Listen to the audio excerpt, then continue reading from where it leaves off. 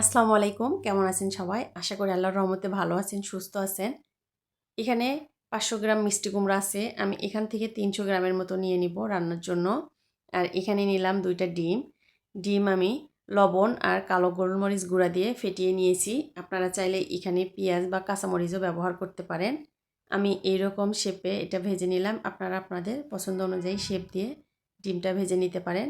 আমি এটা ভেজে নিয়ে এইভাবে পিস পিস করে সবগুলো কেটে এটা আমি উঠিয়ে রাখবো। এই তেলেই আমি দিয়ে দিব মিষ্টি কুমড়া। মিষ্টি কুমড়া আমি এরকম কিউব করে কেটে নিয়েছি।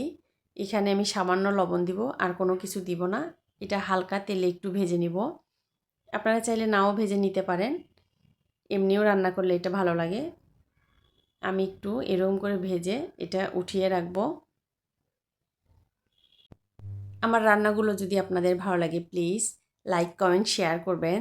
যারা ফেসবুক থেকে দেখছেন ফেসবুক পেজটা ফলো দিয়ে রাখবেন, আর যারা ইউটিউব থেকে দেখছেন আমার ইউটিউব চ্যানেলটা সাবস্ক্রাইব করে রাখবেন। প্লিজ লাইক কমেন্ট শেয়ার করবেন।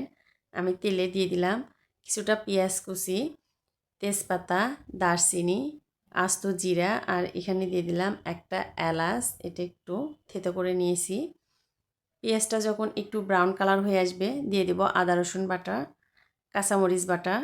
কাঁচামরিচ এটা তেলে ভেজে ওইটা আমি বেটে নিয়েছি। এখানে কাঁচামরিচ দিয়ে আমি রান্না করব।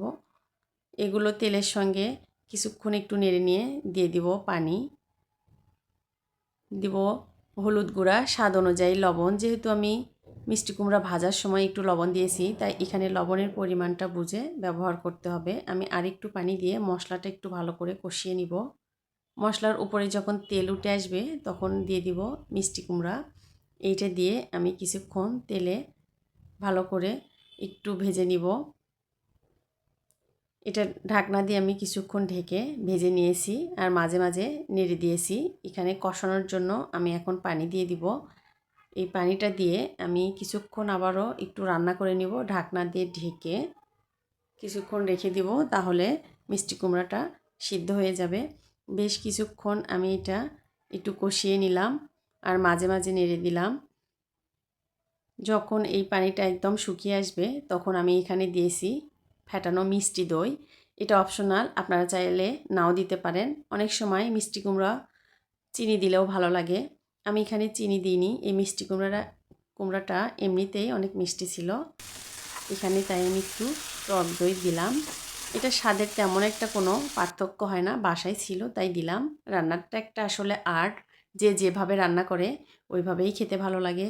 এখানে ঝোলের জন্য পরিমাণ মতো গরম পানি দিয়ে দিলাম। পানিটা যখন একটু ফুটে আসবে তখন আমি দিয়ে দিলাম ভেজে রাখা ডিমগুলা।